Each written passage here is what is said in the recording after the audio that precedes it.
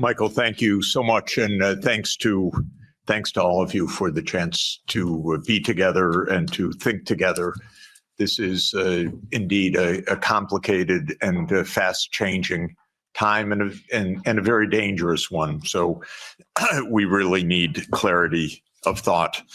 I'm especially interested in our conversation, so I'll try to be as succinct and clear as I can be. I've watched the events very close up in Eastern Europe, the former Soviet Union, Russia, very closely for the last 36 years. I was an advisor to the Polish government in 1989, to President Gorbachev in 1990 and 91, to President Yeltsin in 1991 to 1993, to President Kuchma of Ukraine in 1993, 94. I helped introduce the Estonian currency. I helped several countries in former Yugoslavia, especially Slovenia. I've watched the events very close up for 36 years. After the Maidan, I was asked by the new government to come to Kiev, and I was taken around the Maidan, and I learned a lot of things firsthand. I've been in touch with Russian leaders for more than 30 years. I know the American political leadership close up. Our previous Secretary of Treasury was my macroeconomics teacher 51 years ago, or just to give you an idea. So we were very close friends for a half century. I know all of these people. I just want to say this because what I want to explain in my point of view is not secondhand. It's not ideology. It's what I've seen with my own eyes and experienced during this period.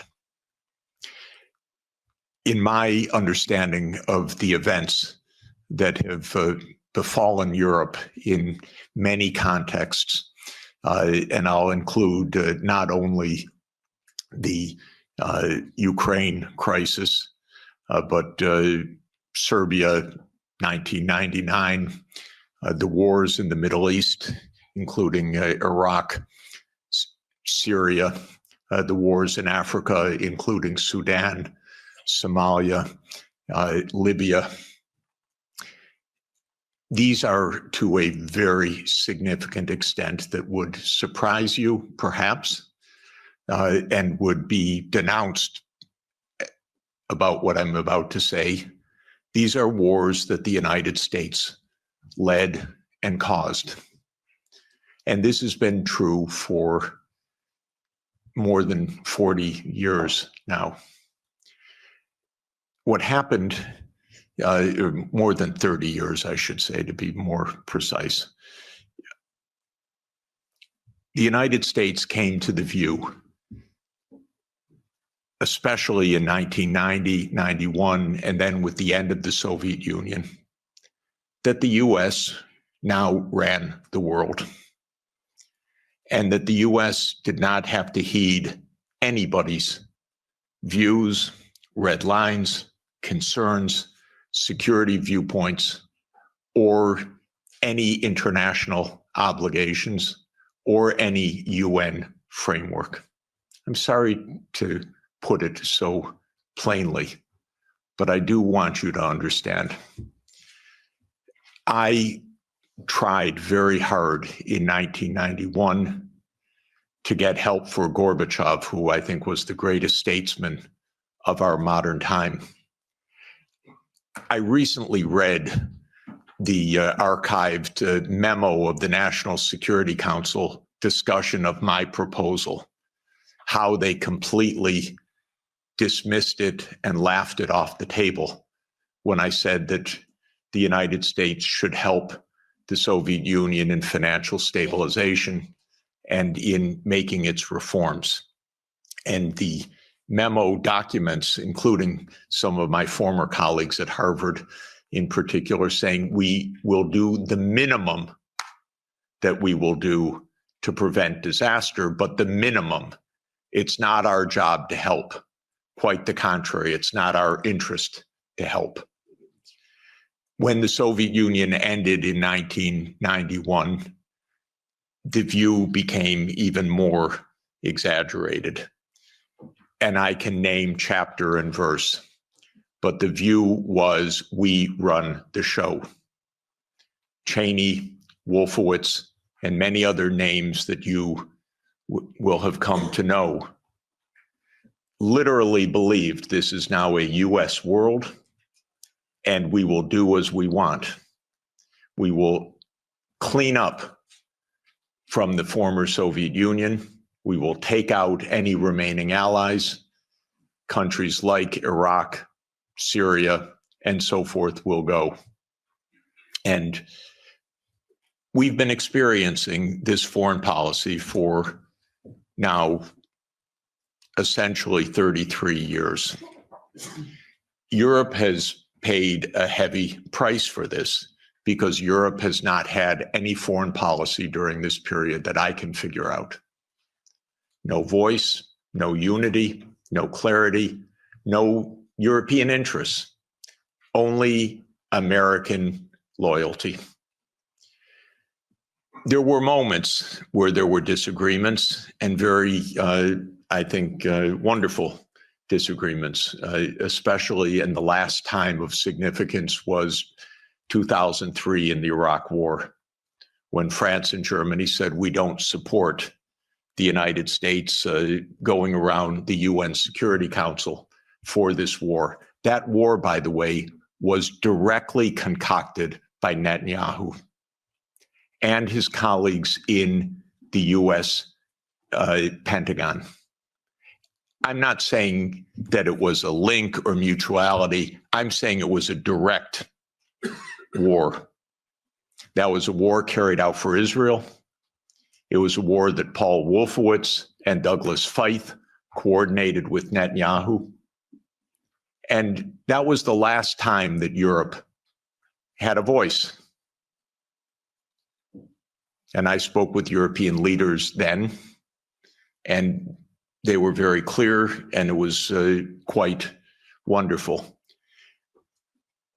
Europe lost its voice entirely after that, but especially in 2008.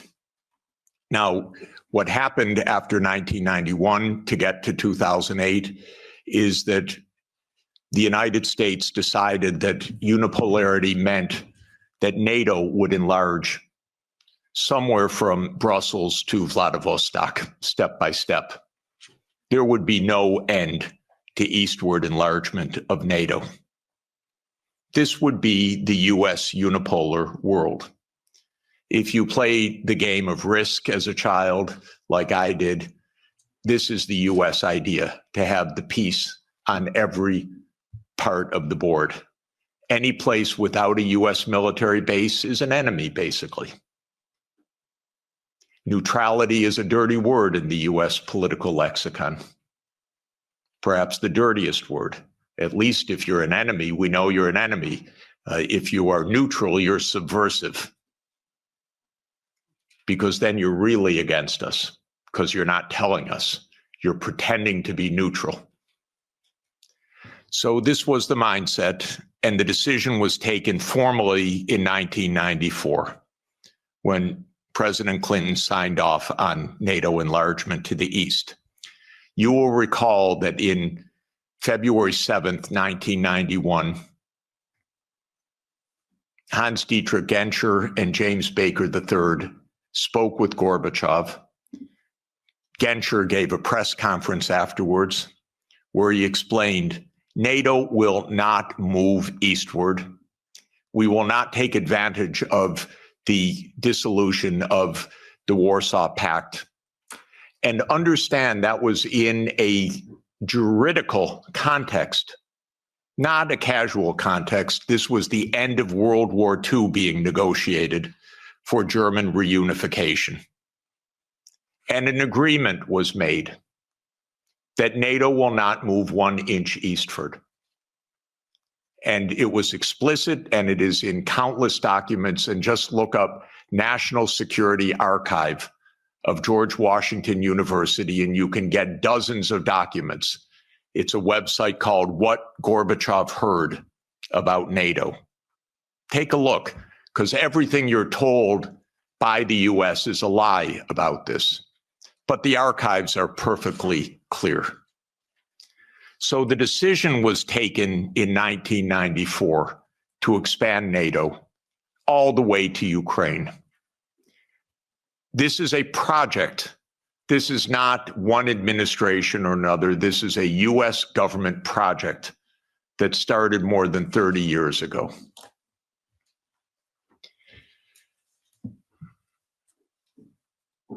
In 1997, Zbigniew Brzezinski wrote The Grand Chessboard. That is not just musings of Mr. Brzezinski. That is the presentation of the decisions of the United States government explained to the public, which is how these books work. And the book describes the eastward enlargement of Europe and of NATO as simultaneous events. And there's a good chapter in that book that says, what will Russia do as Europe and NATO expand eastward? And I knew Zbigniew Brzezinski personally. He was very nice to me. I was advising Poland. He was a big help. He was a very nice and smart man, and he got everything wrong. So in 1997, he wrote in detail why Russia could do nothing but accede to the eastward expansion of NATO and Europe. In fact, he says the eastward expansion of Europe, and not just Europe, but NATO. This was a plan, a project. And he explains how Russia will never align with China. Unthinkable. Russia will never align with Iran. Russia has no vocation other than the European vocation. So as Europe moves east, there's nothing Russia can do about it. So says yet another American strategist. Is it any question why we're in war all the time? Because one thing about America is we always know what our counterparts are going to do, and we always get it wrong. And one reason we always get it wrong is that in game theory that the American strategists play, you don't actually talk to the other side. You just know what the other side's strategy is. It's wonderful. It saves so much time. You don't need any diplomacy. So this project began, and we had a continuity of government for 30 years, until maybe yesterday, perhaps. 30 years of a project. Ukraine and Georgia were the keys to the project. Why? Because America learned everything it knows from the British. And so we are the wannabe British Empire. And what the British Empire understood in 1853, Lord Palmerston, excuse me, is that you surround Russia in the Black Sea and you deny Russia access to the Eastern Mediterranean.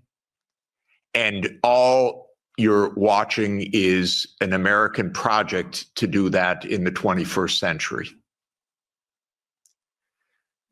The idea was that there would be Ukraine, Romania, Bulgaria, Turkey, and Georgia as the Black Sea littoral that would deprive Russia of any international status by blocking the Black Sea and essentially by neutralizing Russia as more than a local power. Brzezinski's completely clear about this. And before Brzezinski, there was Mackinder. And who owns the island of the world owns the world. So this project goes back a long time. I think it goes back basically to Palmerston. And again, I've lived through every administration. I've known these presidents. I've known their teams. Nothing changed much from Clinton to Bush to Obama to Trump 1 to Biden. Maybe they got worse step by step. Biden was the worst in my view. Maybe also because he was not compos mentis for the last couple of years. And I say that seriously, not as a snarky remark.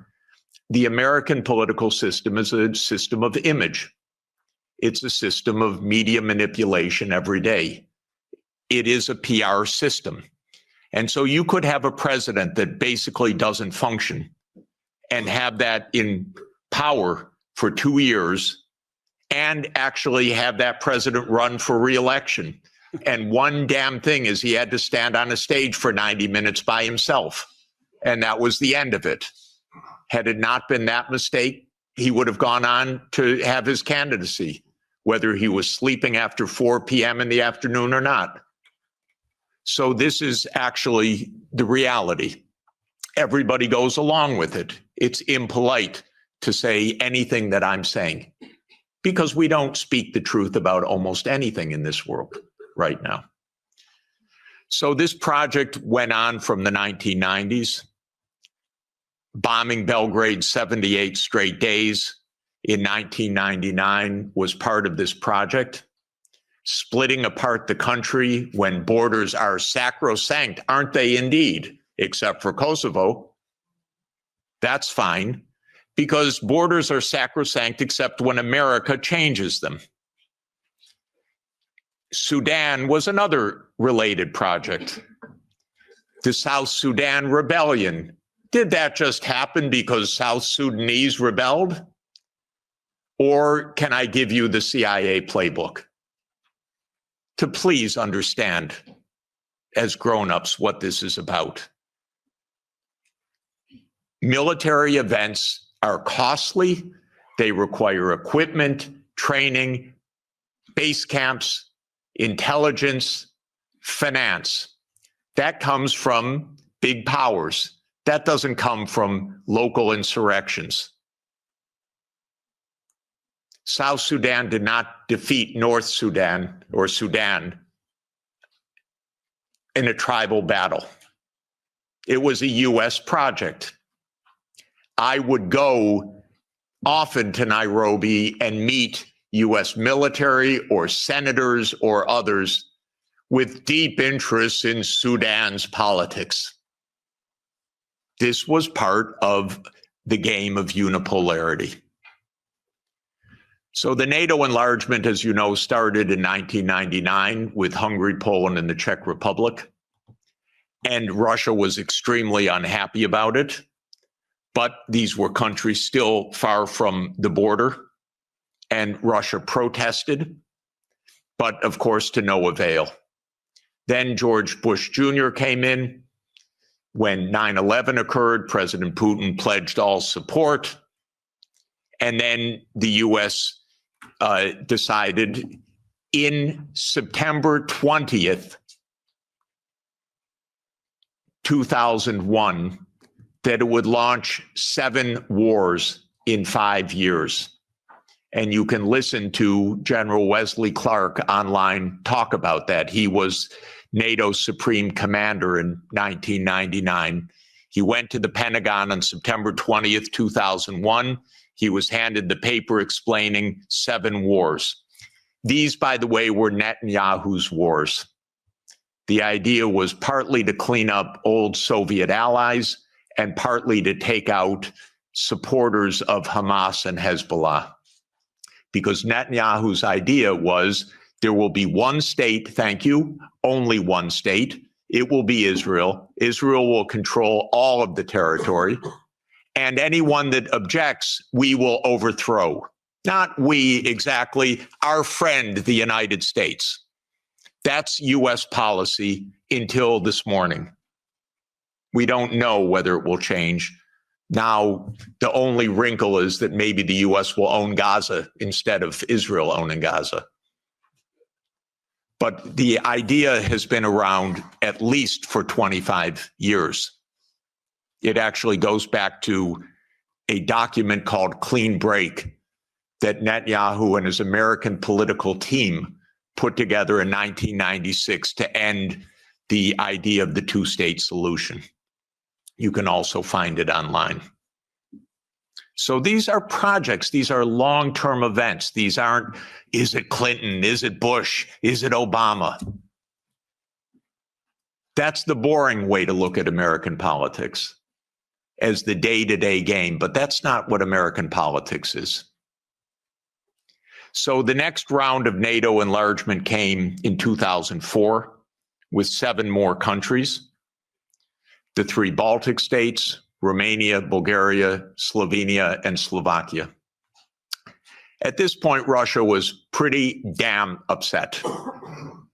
This was a complete violation of the post-war order agreed with German reunification. Essentially, it was a fundamental trick or defection of the US from a cooperative arrangement, is what it amounted to, because they believe in unipolarity. So as everybody recalls, because we just had the Munich Security Conference last week in 2007, President Putin said, stop, enough, stop now. And of course, what that meant was in 2008, the United States jammed down Europe's throat enlargement of NATO to Ukraine and to Georgia. This is a long-term project.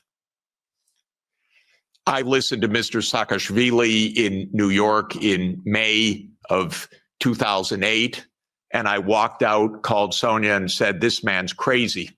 And a month later, a war broke out because the United States told this guy, we saved Georgia.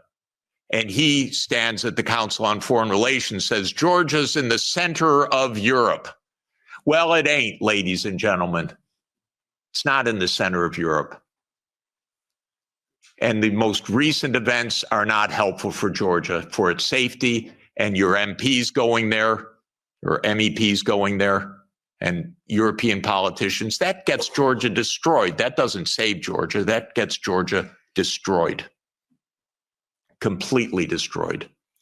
In 2008, as everybody knows, our former CIA director, William Burns, sent a long message back to Condoleezza Rice. Niet means niet, about expansion.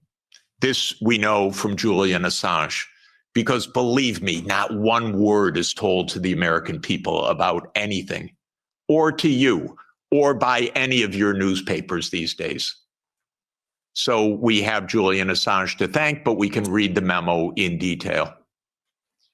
As you know, Viktor Yanukovych was elected in 2010 on the platform of neutrality. Russia had no territorial interests or designs in Ukraine at all. I know, I was there during these years. What Russia was negotiating was a 25-year lease to 2042 for Sevastopol Naval Base. That's it. Not for Crimea, not for the Donbass, nothing like that. This idea that Putin is reconstructing the Russian Empire, this is childish propaganda. Excuse me. If anyone knows the day-to-day and year-to-year history, this is childish stuff. Childish stuff seems to work better than adult stuff. So no designs at all. The United States decided this man must be overthrown. It's called a regime change operation. There have been about 100 of them by the United States, many in your countries, and many all over the world. That's what the CIA does for a living. Okay, please know it. It's a very unusual kind of foreign policy. But in America, if you don't like the other side, you don't negotiate with them, you try to overthrow them, preferably covertly. If it doesn't work covertly, you do it overtly. You always say it's not our fault. They're the aggressor. They're the other side. They're Hitler. That comes up every 2 or 3 years, whether it's Saddam Hussein, whether it's Assad, whether it's Putin. That's very convenient. That's the only foreign policy explanation the American people are ever given anywhere. Well, we're facing Munich 1938. Well, we're facing Munich 1938. Can't talk to the other side. They're evil, implacable foes. That's the only model of foreign policy we ever hear from our mass media. And the mass media repeats it entirely because it's completely suborned by the US government. Now, in 2014, the US worked actively to overthrow Yanukovych. Everybody knows the phone call intercepted by my Columbia University colleague, Victoria Nuland, and the US Ambassador, Peter Piot. You don't get better evidence.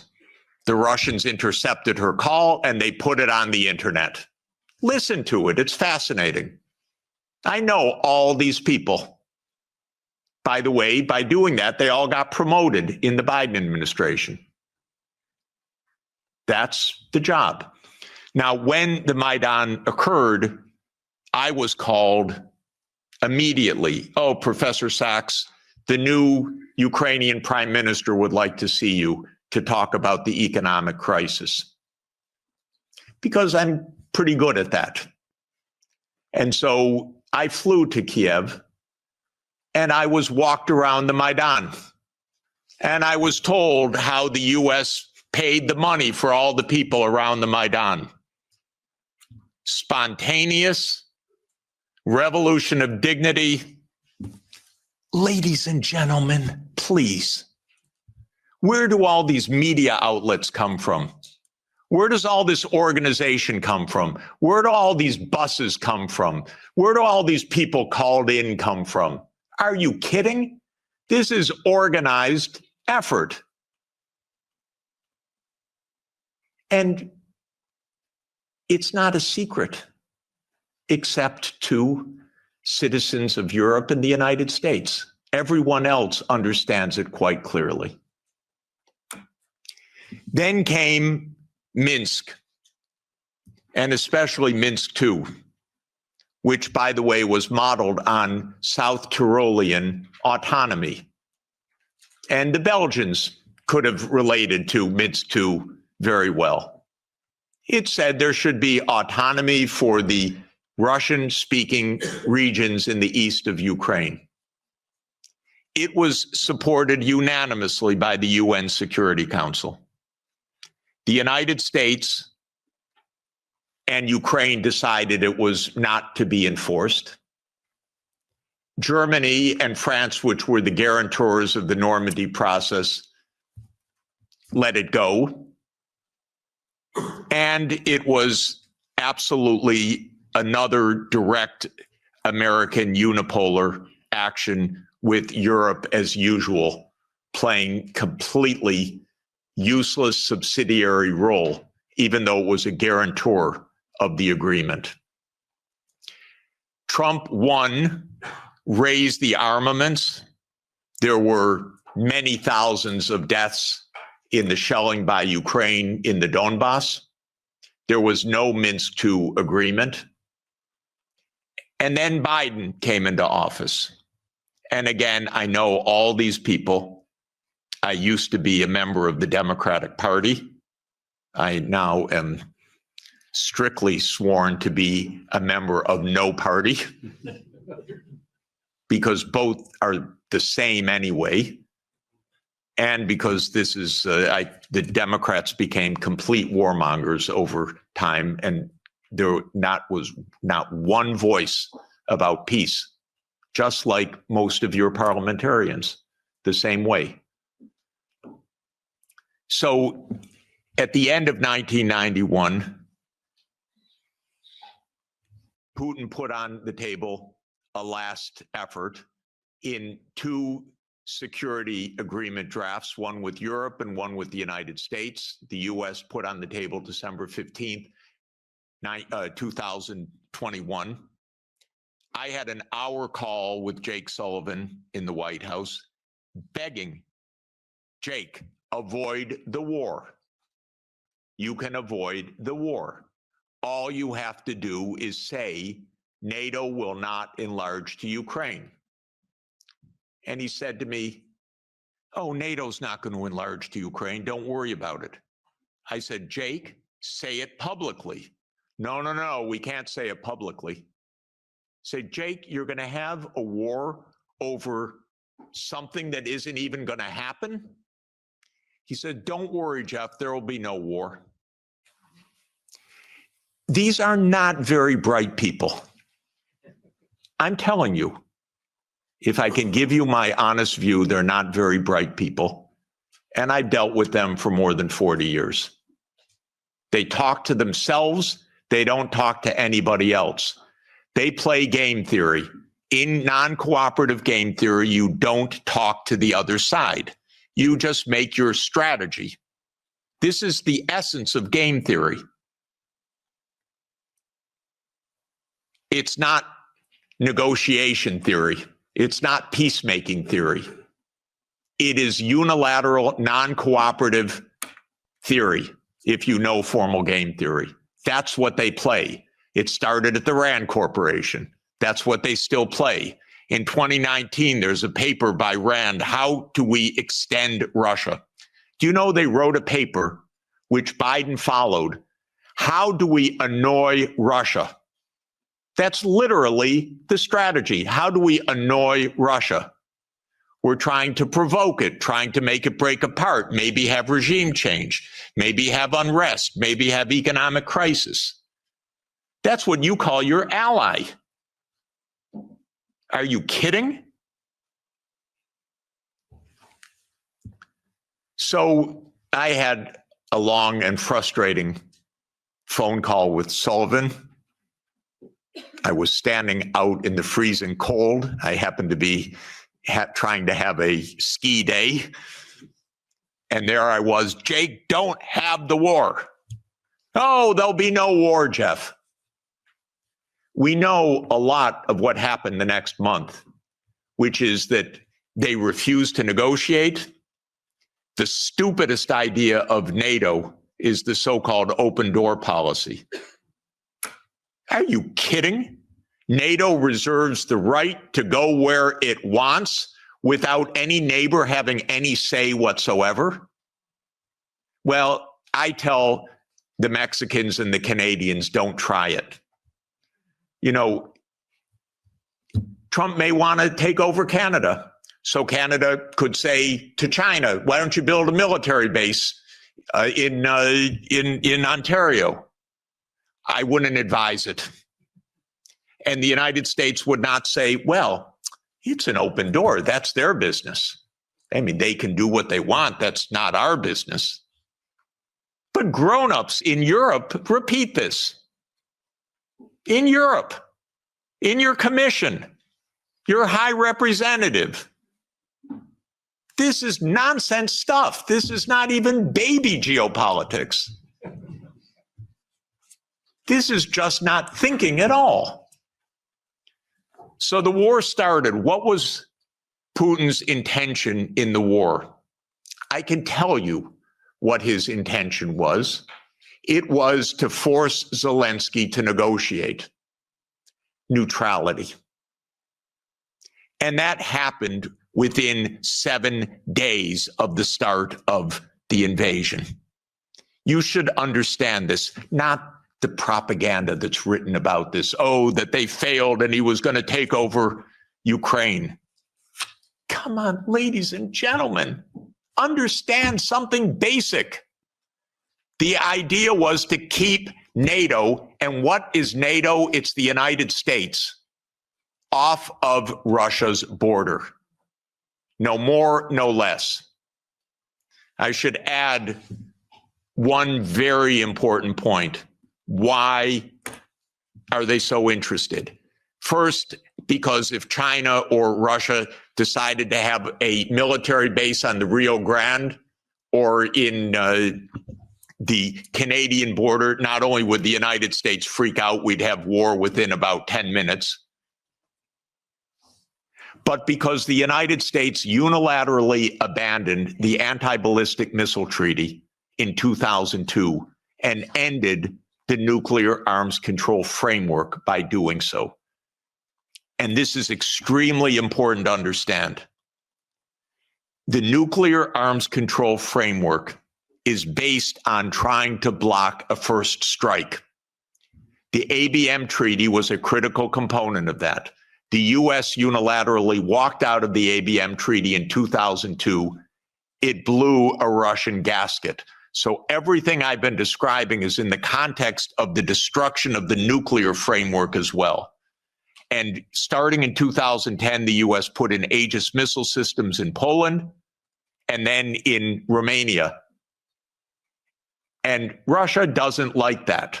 And one of the issues on the table in December and January, December 2021, January 2022, was, does the United States claim the right to put missile systems in Ukraine?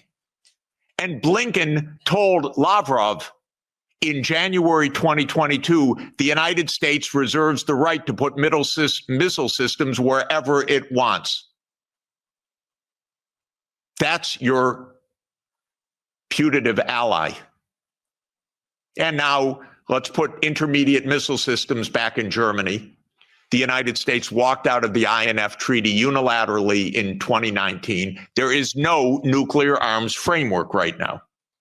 None. When Zelensky said in 7 days, let's negotiate, I know the details of this exquisitely because I've talked to all the parties in detail. Within a couple of weeks, there was a document exchanged that President Putin had approved, that Lavrov had presented, that was being managed by the Turkish mediators. I flew to Ankara to listen in detail to what the mediators were doing. Ukraine walked away unilaterally from a near agreement. Why? Because the United States told them to.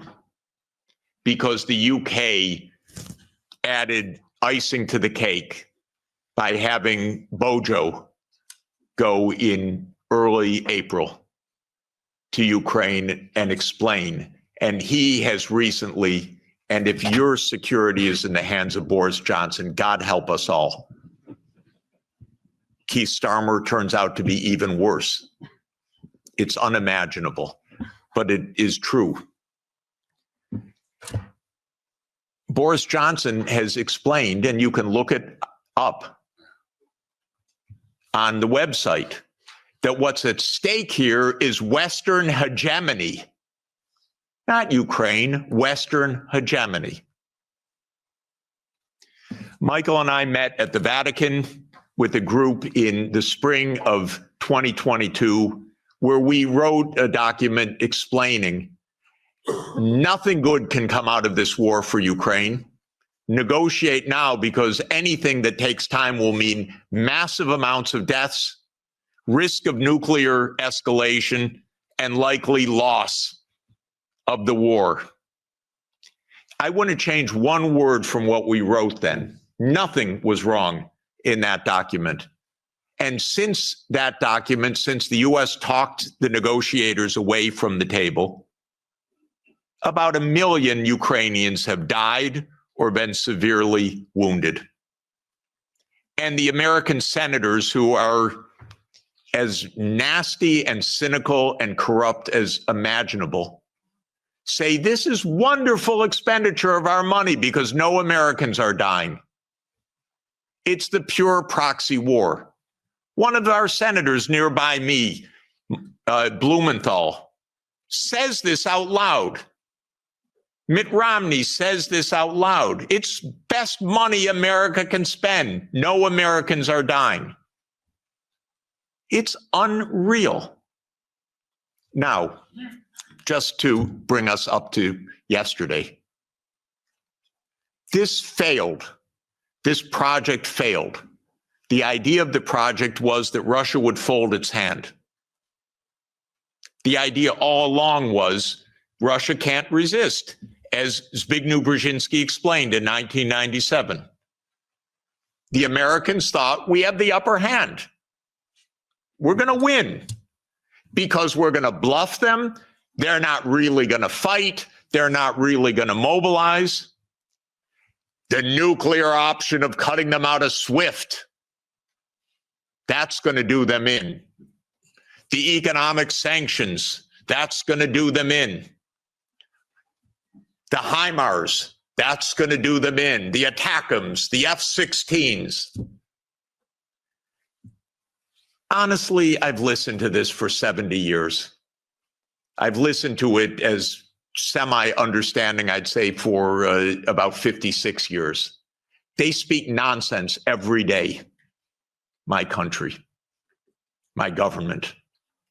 This is so familiar to me, completely familiar. I begged the Ukrainians, and I had a track record with the Ukrainians. I advised the Ukrainians. I'm not anti-Ukrainian, I'm pro-Ukrainian completely. I said, save your lives, save your sovereignty, save your territory, be neutral. Don't listen to the Americans. I repeated to them the famous adage of Henry Kissinger, that to be an enemy of the United States is dangerous, but to be a friend is fatal. Okay, so let me repeat that for Europe. To be an enemy of the United States is dangerous, but to be a friend is fatal. So let me now finalize a few words about Trump. Trump does not want the losing hand. This is why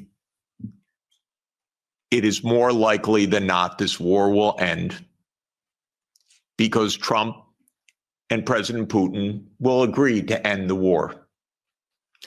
If Europe does all its great warmongering, it doesn't matter. The war is ending. So get it out of your system. Please tell your colleagues. It's over. And it's over because Trump doesn't want to carry a loser. That's it. It's not some great morality. He doesn't want to carry a loser. This is a loser. The one that will be saved by the negotiations taking place right now is Ukraine. Second is Europe. Your stock market's rising in recent days by the horrible news of negotiations. I know this has been met with the sheer horror in these chambers, but this is the best news that you could get. Now, I encouraged, they don't listen to me, but I tried to reach out to some of the European leaders. Most don't want to hear anything from me at all. But I said, don't go to Kiev. Go to Moscow. Discuss with your counterparts. Are you kidding? You're Europe. You're 450 million people. You're a $20 trillion economy. You should be the main economic trading partner of Russia. It's natural links. By the way, if anyone would like to discuss how the US blew up Nord Stream, I'd be happy to talk about that.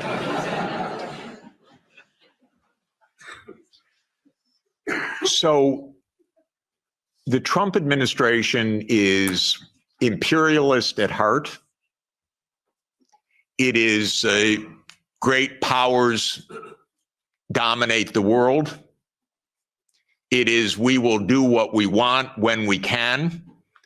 We will be better than a senescent Biden and we'll cut our losses where we have to.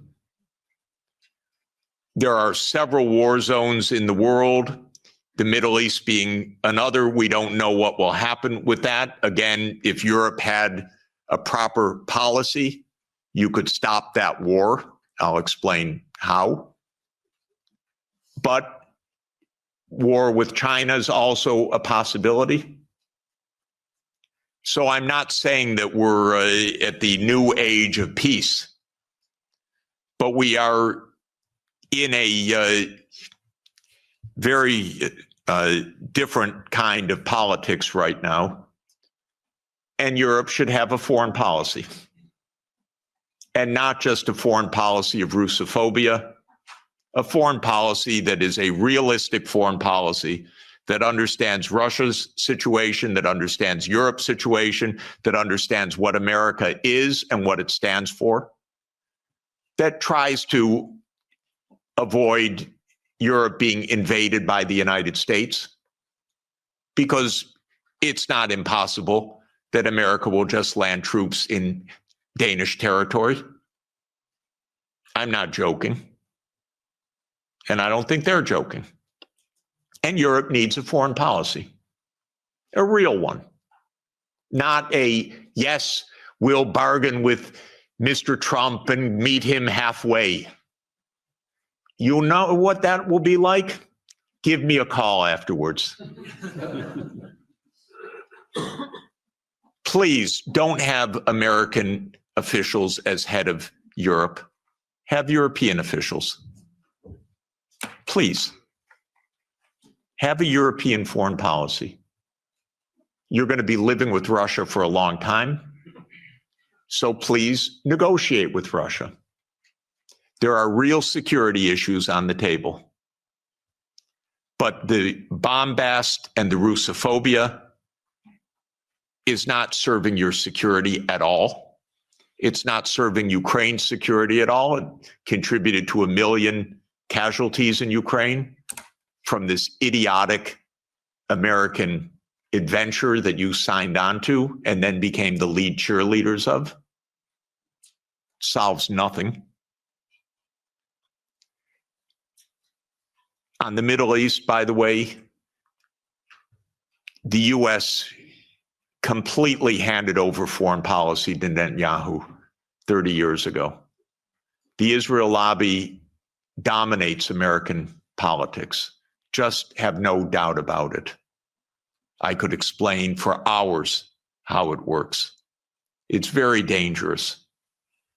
I'm hoping that Trump will not destroy his administration and worse, the Palestinian people, because of Netanyahu, who I regard as a war criminal, properly indicted by the ICC, and that needs to be told no more, that there will be a state of Palestine on the borders of the 4th of June, 1967, according to international law, as the only way for peace.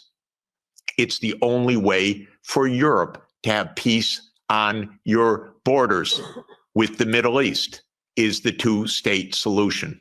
There is only one obstacle to it, by the way, and that is the veto of the United States in the UN Security Council. So if you want to have some influence, tell the United States, drop the veto. You are together with 180 countries in the world. The only ones that oppose a Palestinian state are the United States, Israel, Micronesia, Nauru, Palau, Papua New Guinea, Mr. Malay, and Paraguay. So this is a place where Europe could have a big influence. Europe has gone silent about the JCPOA and Iran. Netanyahu's greatest dream in life is a war between the United States and Iran. He's not given up, and it's not impossible that that would come also. And that's because the U.S. in this regard does not have an independent foreign policy. It is run by Israel. It's tragic. It's amazing, by the way. And it could end. Trump may say that he wants foreign policy back. Maybe. I'm hoping that it's the case.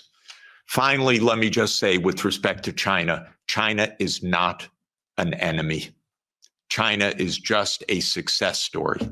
That's why it is viewed by the United States as an enemy, because China is a bigger economy than the United States.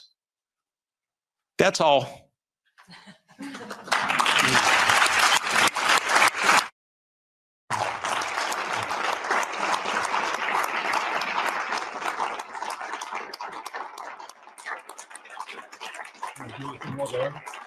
Thanks.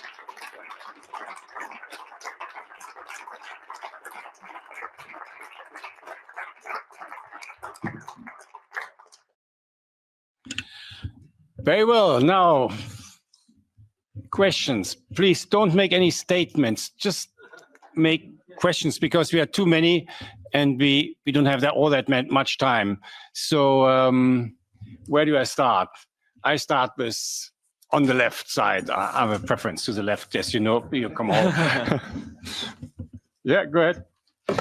Thank you, Jeffrey Sachs. From the Czech Republic, we are glad we have you here. We have a problem. We were cursed by a witch who told the EU, and the EU is mugged. So it won't be improved until 2029. But what we, the Central Europeans, should do in the meantime, especially if the Germans don't happen to vote for Sarah Wagenknecht enough, are we supposed to create some kind of neutrality for the Central Europe, or what would you suggest us to do? So, first of all my grandchildren are Czech, I want you to know. And Sonia is Czech-born and Czech citizen, so we're very proud. I'm the trailing spouse in this, but I'm a Czech wannabe.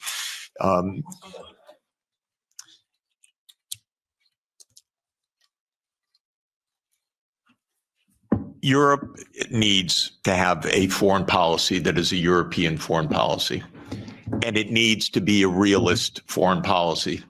Realist is not hate. Realist is actually trying to understand both sides and to negotiate. There are two kinds of realists, defensive realists and offensive realists. My dear friend John Mearsheimer, who is the offensive realist, we're very close friends and I love him, but I believe more than he does, you talk to the other side and you find a way to make an understanding. And so basically, Russia is not going to invade Europe. This is the fundamental point. It may get up to the Dnieper River. It's not going to invade Europe. But there are real issues. The main issue for Russia was the United States, because Russia, as a major power and the largest nuclear power in the world, was profoundly concerned about U.S. unipolarity from the beginning. Now that this is seemingly, possibly ending, Europe has to open negotiations directly with Russia as well, because the United States will quickly lose interest, and you're going to be living with Russia for the next thousands of years. Okay, so what do you want? You want to make sure that the Baltic states are secure. The best thing for the Baltic states is to stop their Russophobia. This is the most important thing. Estonia has about 25% Russian citizens, or Russian-speaking citizens, ethnic Russians. Latvia, the same. Don't provoke the neighbor. That's all. This is not hard. It really isn't hard. And again, I want to explain my point of view. I have helped these countries, the ones I'm talking about, trying to advise. I'm not their enemy. I'm not Putin's puppet. I'm not Putin's apologist. I worked in Estonia. They gave me, I think it's the second highest civilian honor that a president of Estonia can bestow on a non-national, because I designed their currency system for them in 1992. So I'm giving them advice. Do not stand there, Estonia, and say, we want to break up Russia. Are you kidding? Don't. This is not how to survive in this world. You survive with mutual respect, actually. You survive in negotiation. You survive in discussion. You don't outlaw the Russian language. Not a good idea when 25% of your population has a first language of Russian. It's not right, even if there weren't a giant on the border. It wouldn't be the right thing to do. You'd have it as an official language. You'd have a language of in lower school. You wouldn't antagonize the Russian Orthodox Church. So basically, we need to behave like grown-ups. And when I constantly say that they're acting like children, Sonia always says to me, that's unfair to children. Because this is worse than children. We have a 6-year-old granddaughter and a 3-year-old grandson, and they actually make up with their friends.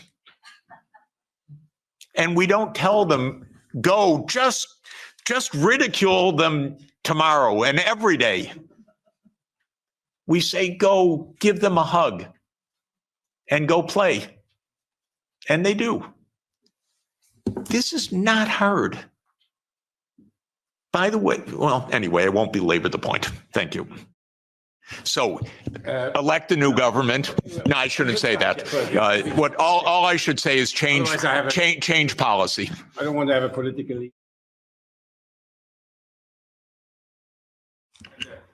Does that work? Yeah. Hi, my name's Kira. I'm a reporter with the Brussels Times. Thank you for the fascinating talk, Jeffrey. I just wanted to ask you about Trump's statements about wanting NATO members to increase their spending by 5%.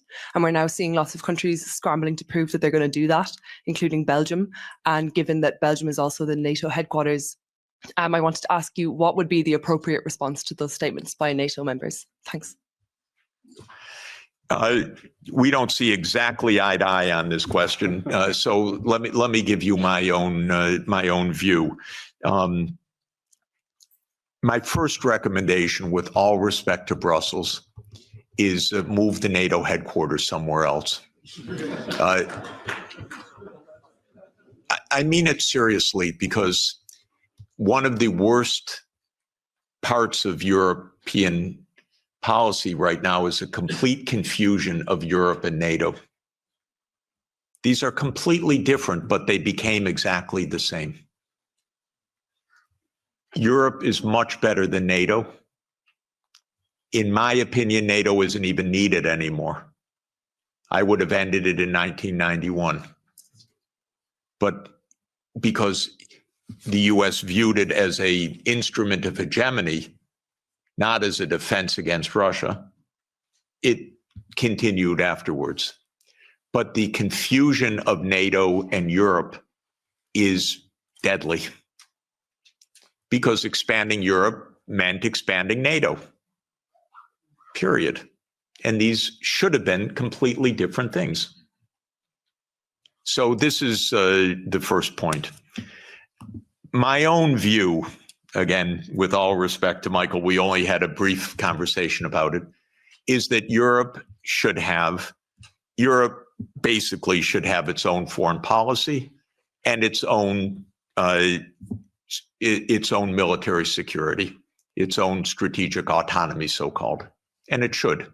I'm in favor of that. I would disband NATO, and maybe Trump is going to do it anyway. Maybe Trump's going to invade Greenland. Who knows? Then you're really going to find out what NATO means. So I do think that Europe should invest in its security. 5% is outlandish, ridiculous, absurd, completely absurd. No one needs to spend anything like that amount. 2 to 3% of GDP, probably under the current circumstances. What I would do, by the way, is buy European production. Because actually, strangely, weirdly,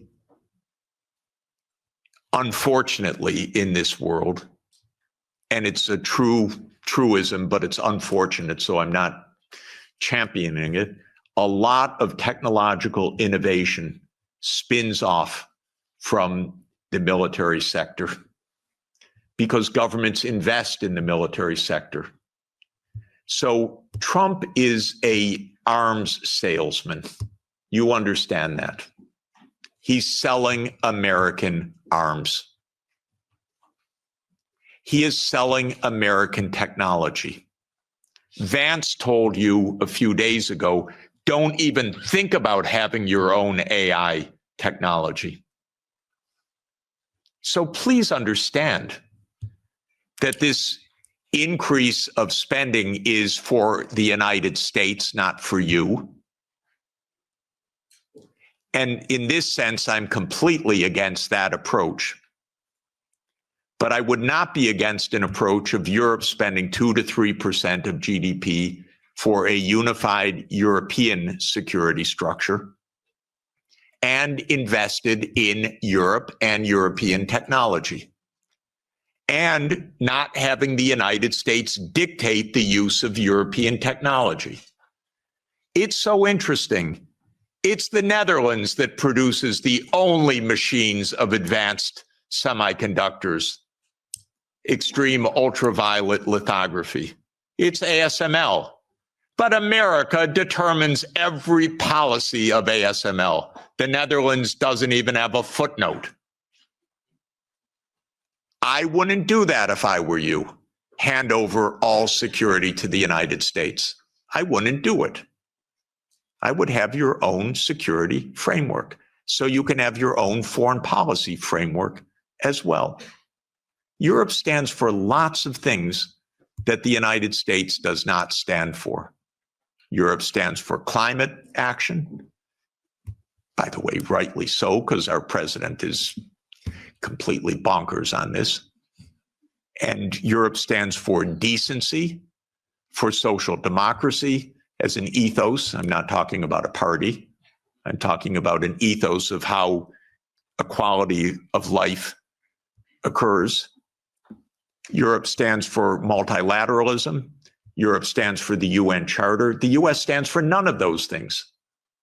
You know that our Secretary of State, Marco Rubio, canceled his trip to South Africa because on the agenda was equality and sustainability. And he said, I'm not getting into that. That is an honest reflection of deep Anglo-Saxon libertarianism. Egalitarianism is not a word of the American lexicon. Sustainable development, not at all. You probably know, by the way, that of the 193 UN member states, 191 have had SDG plans presented as voluntary national reviews. 191, 2 have not. Haiti and the United States of America. The Biden administration wasn't even allowed to say sustainable development goals. The Treasury had a policy not to say sustainable development goals. Okay, I mention all of this because you need your own foreign policy.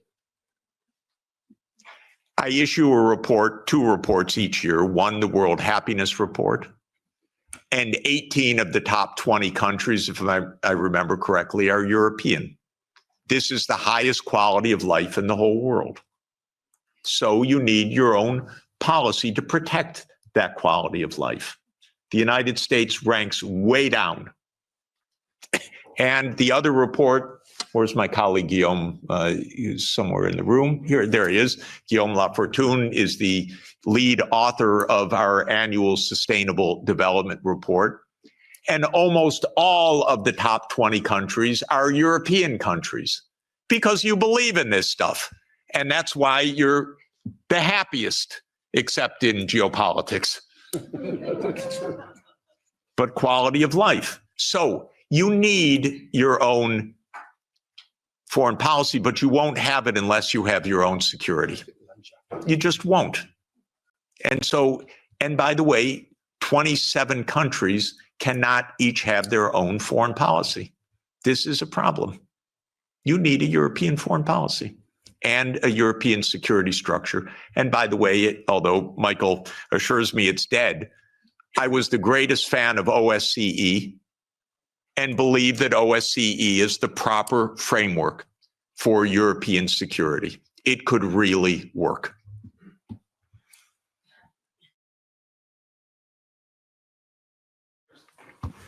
Thank you very much. Yeah, okay. Thank you, Professor. I'm from Slovakia, and my Prime Minister, Robert Fico, was almost shot dead because the opinions you had the similar with him. Yes, we are, as a Slovak government, of the few countries in the European Union, we are talking to Russians. 2 months ago, I was talking with Mr. Medvedev. In 2 weeks, I will be talking in Duma with Mr. Slutsky, who is the chairman of the Russian Foreign Affairs Committee in Moscow.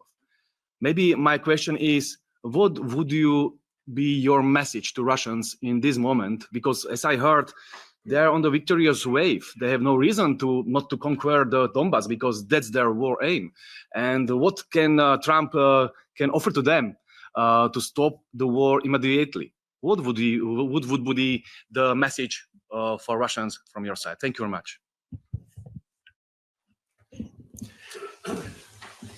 Lots of important things are now on offer and on the table, and I believe that the war will end quickly because of this, and this will be at least one blessing in a very, very difficult time. Exactly what the settlement will be, I think, is now only a question of the territorial issues. And that is whether it is the complete 4 oblasts, including all of Kherson and Zaporizhia, or whether it is on the contact line and how all of this will be negotiated. I'm not in the room of the negotiations, so I can't really say more, but the basis will be there will be territorial concessions, there will be neutrality, there will be security guarantees for Ukraine, for all parties. There will be, at least with the US, an end of the economic sanctions.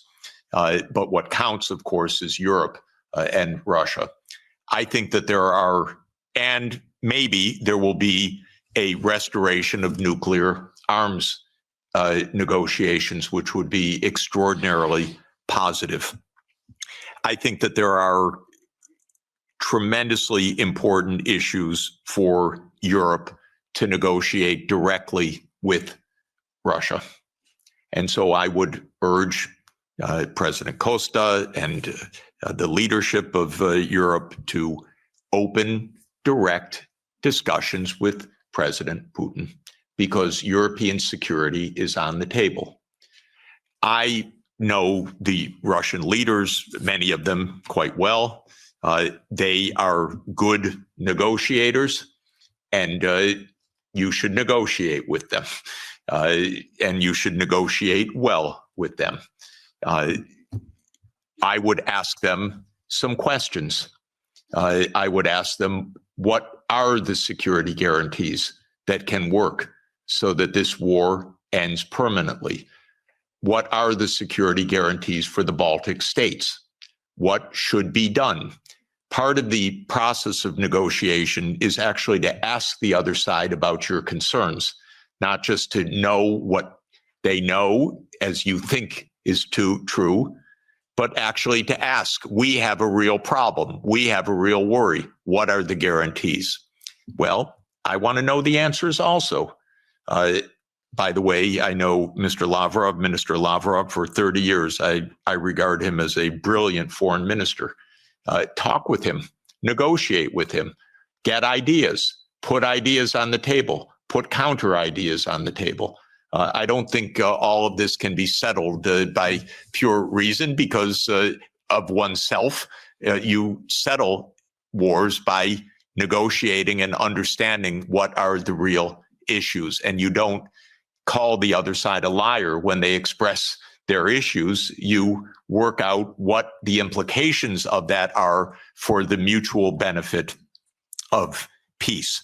So the most important thing is stop the yelling, stop the warmongering, and discuss with the Russian counterparts. And don't beg to be at the table with the United States. You don't need to be in the room with the United States. You're Europe.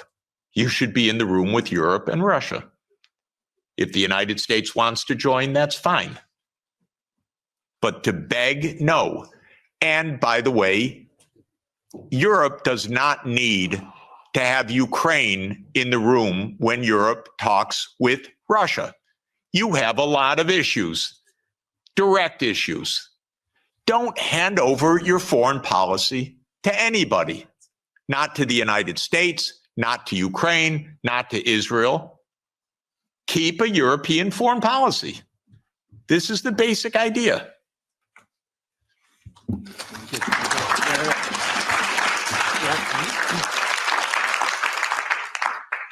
Hans Neuhoff from the Sovereignists political group in this parliament, Alternative for Germany as political party.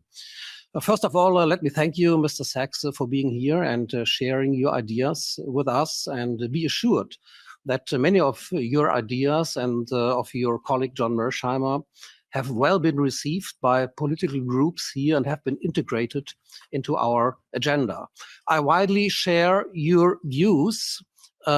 Yet there's one question regarding the historical account that you gave, where I would like to go in some detail. And this concerns the beginning of NATO expansion.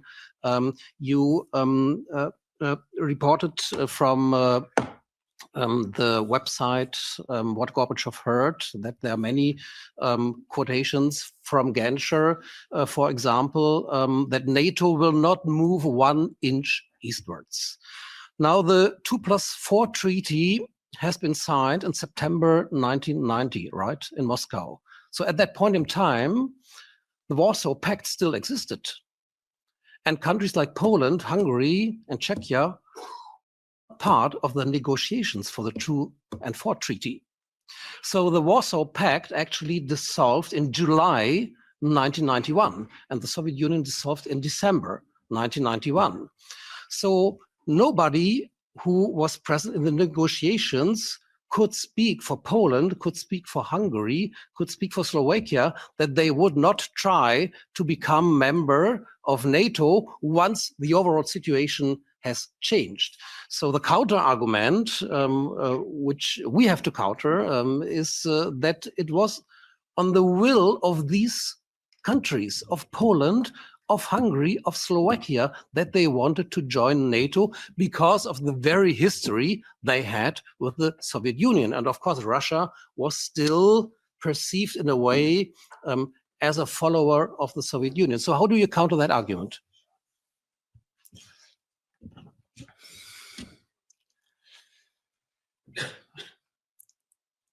I have no doubt of why Hungary, Poland, Czech Republic, Slovakia wanted to join NATO.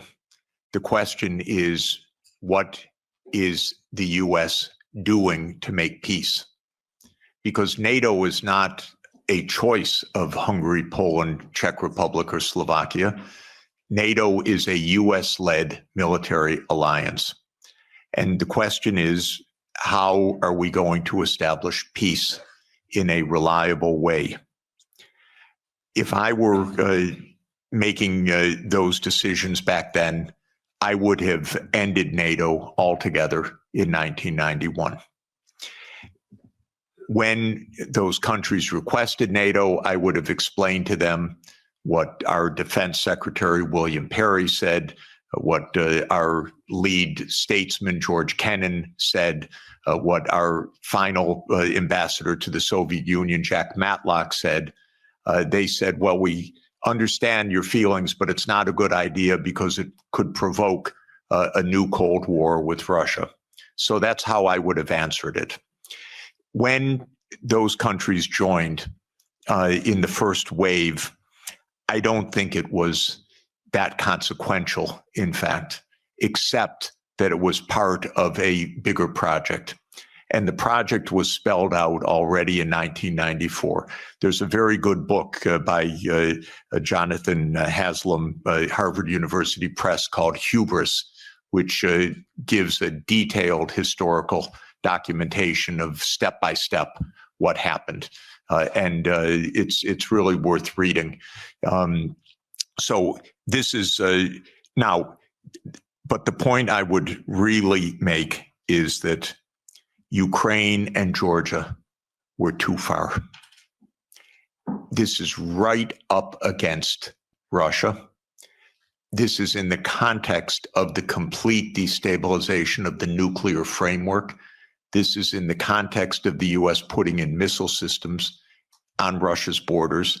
If you listen to President Putin over the years, probably the main thing, if you listen carefully, that he's concerned about is missiles 7 minutes from Moscow, is a decapitation strike. And this is very real. The US not only would freak out, but did freak out when this happened in the Western Hemisphere. So it's the Cuban Missile Crisis in reverse. And fortunately, Nikita Khrushchev did not stand up and say, open door policy of the Warsaw Pact. We can go wherever we want. Cuba's asked us, it's none of America's business. What Khrushchev said is, war, my God, we don't want war. We end this crisis. We both pull back. That's what Khrushchev and Kennedy decided in the end. So this is the real consequential. Russia even swallowed with a lot of pain the Baltic states, Romania, Bulgaria, Slovakia, and Slovenia. It is Ukraine and Georgia. And it's because of geography. It's because of Lord Palmerston. It's because of the First Crimean War. It's because of the missile systems that this is the essence of why there was this war.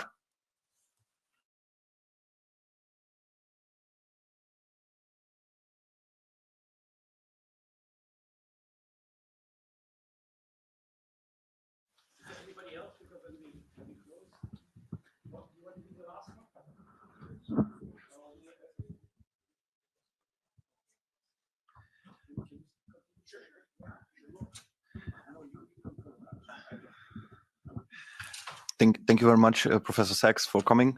You've mentioned that the European Union needs to formulate its own foreign policy. In the past, the German-Franco alliance was a big driver for those policies. Now with the Ukraine war, arguably that receives a crack. Do you think that in the future, when the European Union is going to formulate its new foreign policy, that they're going to be again on the front seat, or should it be other countries or other blocs trying to make that change? Thank you very much. Oh, it's hard. It's hard because, of course, you don't yet have a constitution for Europe which really underpins a European foreign policy. And it can't be by unanimity. There has to be a structure in which Europe can speak as Europe, even with some dissent, but with a European policy. I don't want to oversimplify how to get there exactly, but even with the structures you have, you could do a lot better with negotiating directly. The first rule is your diplomats should be diplomats, not secretaries of war.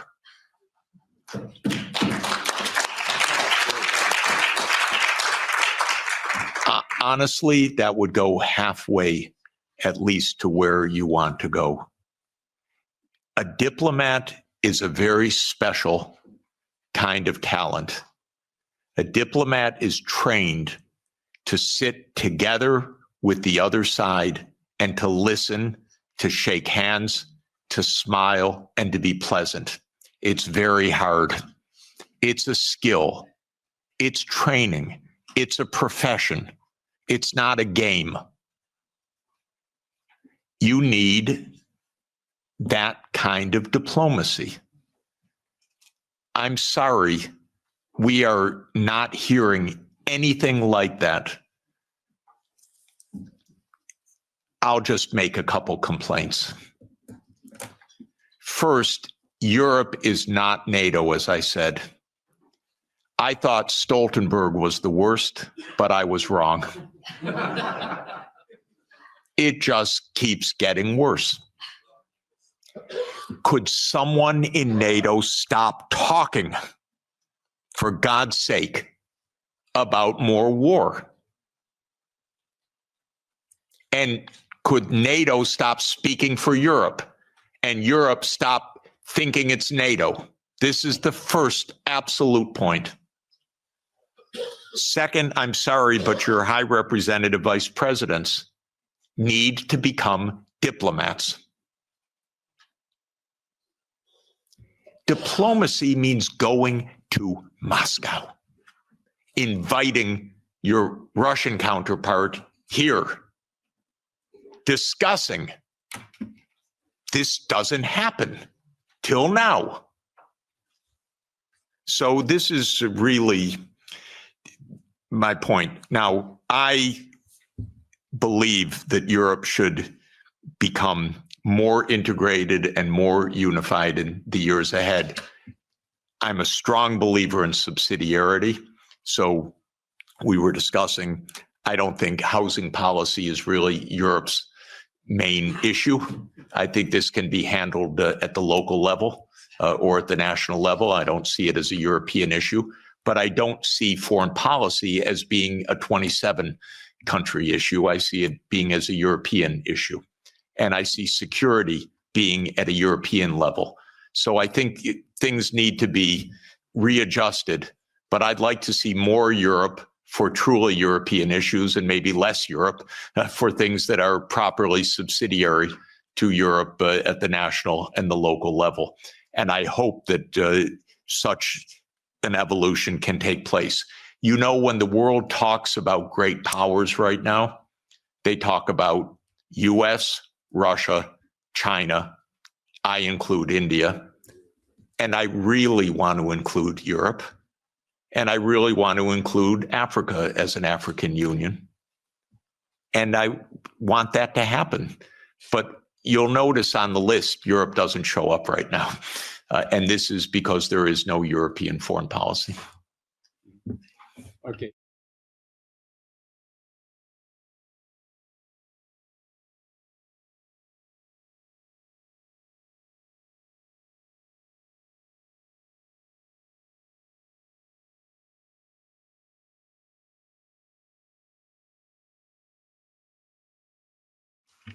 Thank you very much, and thank you very much, Professor, for this very courageous speech, very clear speech also that you made. I'm an MEP from Luxembourg. My question is the following. What are the long-term consequences of this lost war? We lost the war, now we have an uncertain future for NATO.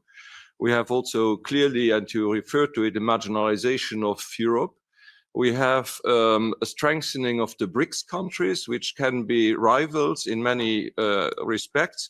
So will there be a future for a collective West over the next 20 or 30 years? Thank you very much.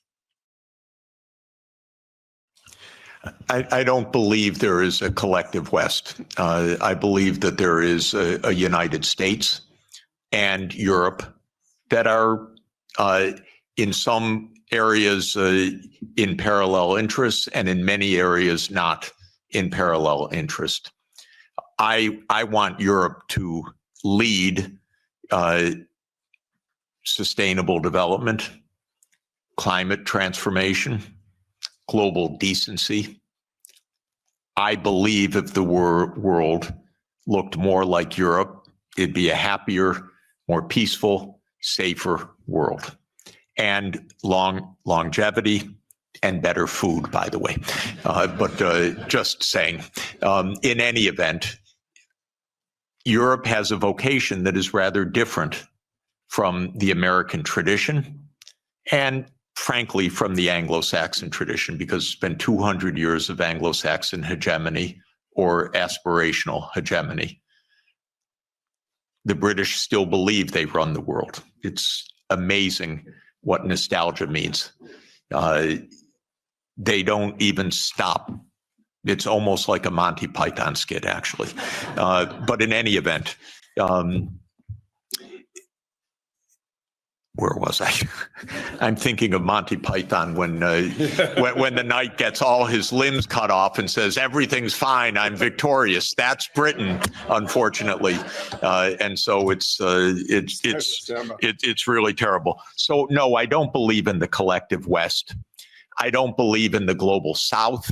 I don't believe in all these geographies don't even make sense, because I'm actually, I look at maps a lot, and the global South is mostly in the North, and the West is not even West. And so I don't even understand what this is about. I do believe that we could be in a true age of abundance if we got our heads on straight. We're in the biggest technological advance in human history. It's truly amazing what can be done right now.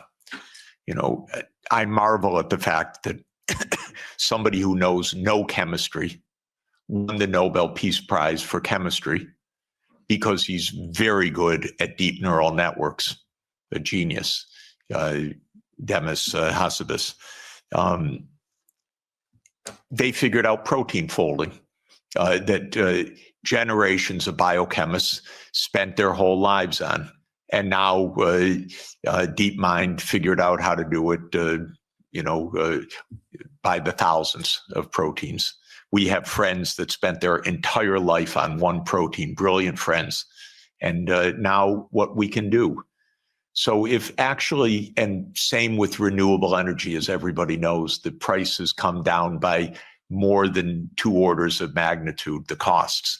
We could transform the planet. We could protect the climate system. We could protect biodiversity. We could ensure every child gets a good education. We could do so many wonderful things right now. And so what do we need to do that? In my view, we need peace, most importantly. And my basic point is there are no deep reasons for conflict anywhere. As every conflict I study is just a mistake. It's not, we are not struggling for Lebensraum.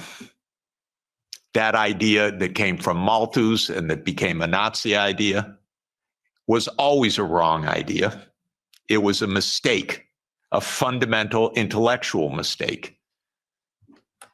An intellectual mistake, by the way, because leading scientists adopted the idea that we had race wars, we had national wars, we had wars of survival because we don't have enough on the planet. As an economist, I can tell you, we have plenty on the planet for everybody's development. Plenty. We're not in a conflict with China. We're not in a conflict with Russia. If we calm down, if you ask about the long term is very good, thank you. The long term, if we don't blow ourselves up, is very good. And so this is what we should aim for, a positive shared vision under international law. Because of our technology, things operate at a regional scale now. It used to be, it was villages, then it was small areas, then it was unification of countries. Now it's regional. That's not just because regions are wonderful. It's because the underlying technological realities say Europe should be an integrated area by transport, by fast rail, by digital, and so there's Europe.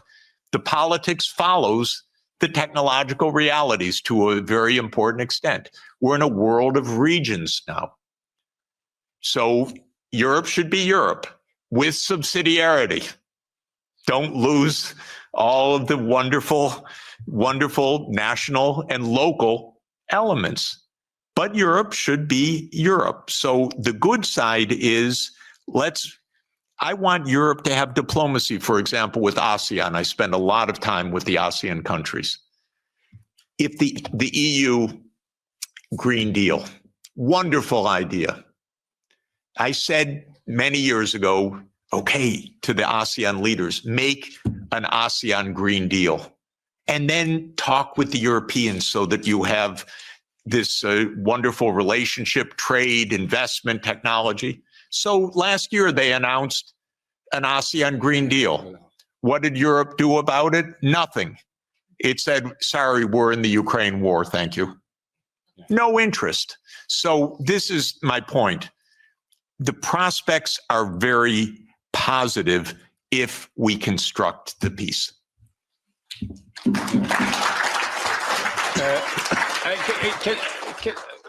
Because we have to go, I get all the time messages that I should leave the room. Can you Short. So something very short? Yeah. It's very short. Sorry. Yeah. Thank you a lot for the lecture. I wanted to ask, do you think way out of the conflict is some sort of style of finlandization? And then also, do you think is that the way you would have liked to see, for example, Finland and Sweden's NATO process that do you think that a way out of the conflict is some kind of style of Finlandization? And then, is that what you would have? Is that what you would have liked to see, Sweden and Finland's foreign policy as an example? Is that instead of them becoming members of NATO, is that the way that you would have liked to see these countries handle their foreign policy? And do you think that these countries that border Russia should just kind of succumb to their fate that, okay, we can't provoke Russia, this is the way we have to live? And then, very good. Excellent question. And let me just report one part about Finlandization.